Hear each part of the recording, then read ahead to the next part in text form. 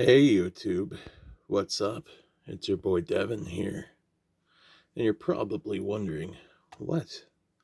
What could be in this prison realm box? Well,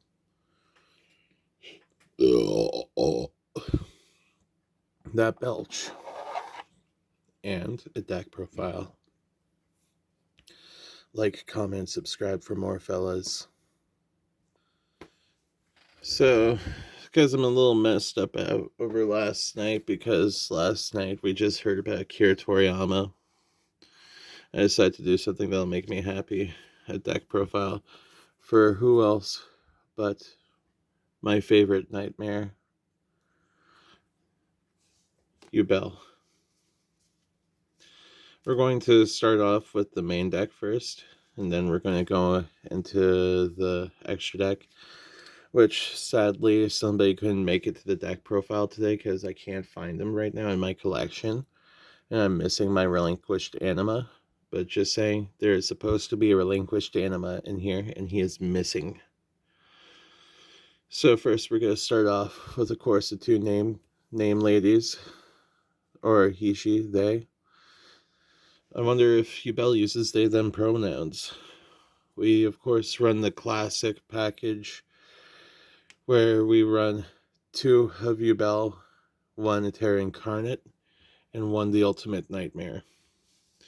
Now, most people don't even run the Ultimate Nightmare, but why I run the Ultimate Nightmare is because sometimes you just need something above Terra Incarnate, and you don't necessarily brick with this if you have 1-for-1 or a discard outlet, which there are cards that discard cards in this deck. Now we got 3 of the Spirit of Yubel. The second most important combo starter in this deck, / battle fader, is Battle Fader Yubel. I love it. It allows you to search your deck for a spell or trap that mentions Yubel after you summon it, or allows you to set it. Samsara D Lotus. It's got that will of deed like One Piece, bro.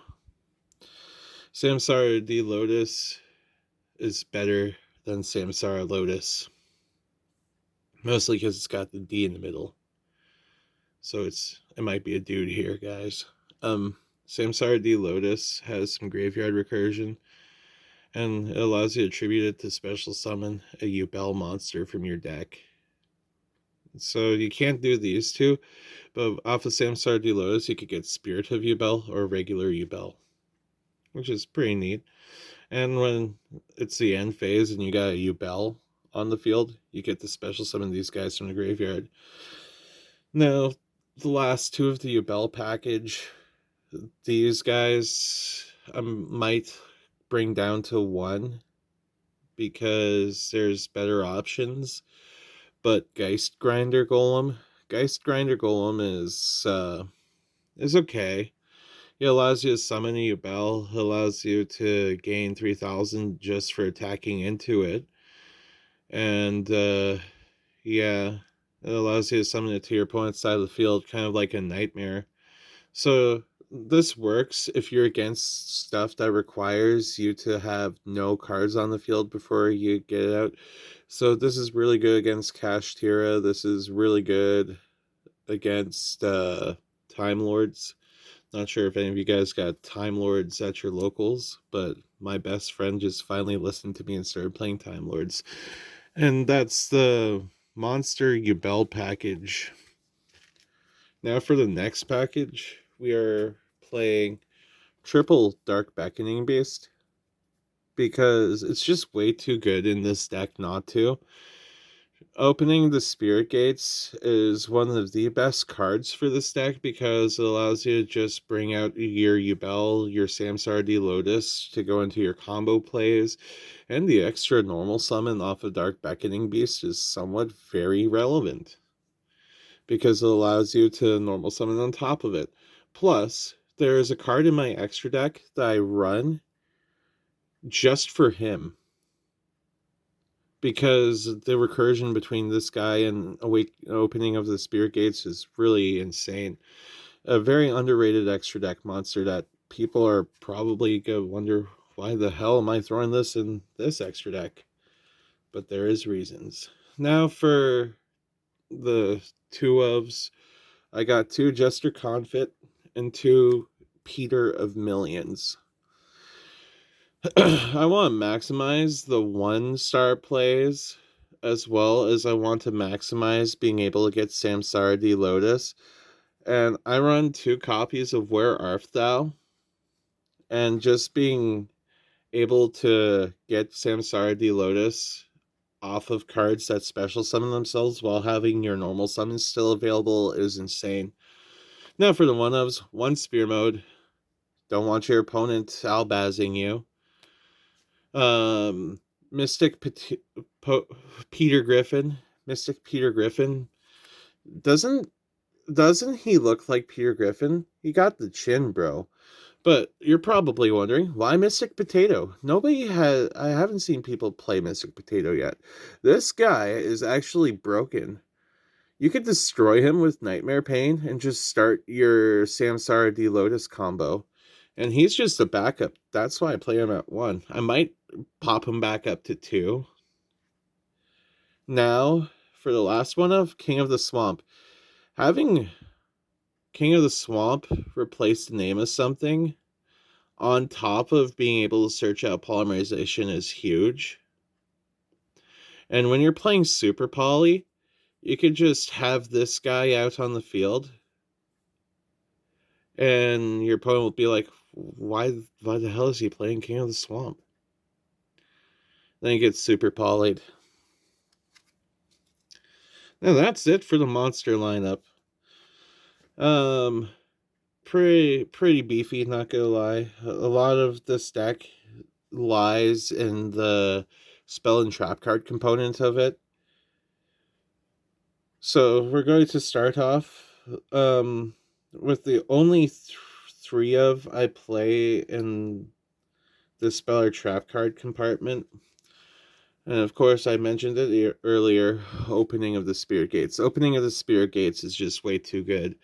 The fact that it allows you to summon look for a Dark Beckoning Beast, as well as it allows you to discard or send to the graveyard for a card with 0 attack, 0 defense, a special summon is insane. This is why I don't care about having the ultimate Nightmare in my hand, because I could just send them for another Yubel. Opening the Spirit Gates also has a combo where if I have just one Dark Beckoning Beast, I activate it. I activate Opening of Spirit Gates. Special summon Dark Beckoning Beast from the graveyard by discarding it. Then overlaying into the super secret tech card that's at the end of the deck profile. It's just insane combos. Now for 2 ofs, we got Puri Reese at 2. Sure, it cuts your life points in half, and that's the reason why I'm okay with Grinder Golem giving me my life points back, is because Puri Reese, you have to activate it at the start of the turn, but it searches out everything in your deck pretty much, except for Eater of Millions and a couple others in Geist Grinder. Now, Where Art Thou? Because, as I said earlier, when you're running a 1 engine and you got Where Art Thou, this just helps you. Plus, the fact that if you summon a Jester Confit or an Eater of Millions and you activate Where Art Thou, you still get the ability to search out your Samsara D Lotus. Next, for the 2 ofs, we got Nightmare Pain. Now, Nightmare Pain, I would play at 3 if it didn't clog up everything. I love Nightmare Pain. It is the best spell card in the deck, pretty much, with the exception of super polymerization. Just gotta get these guys out of the way. But Nightmare Pain, you only really want one of these out at a time. And Nightmare Pain just forces your opponent to attack and forces it to attack into your Yubels, and your opponent takes all damage you would have taken. So say you attack into an ultimate nightmare who also does damage equal to your opponent's attack points to your opponent. Plus that, it stacks the damage. So if you attack into a Blue Eyes White Dragon with Terror Incarnate or the Ultimate Nightmare, or even the Loving Defender Forever, your opponent takes 6k damage. Now for the one-ofs. I run 5 one-ofs in this deck for the spells. One for one, Polymerization, Mature Chronicle.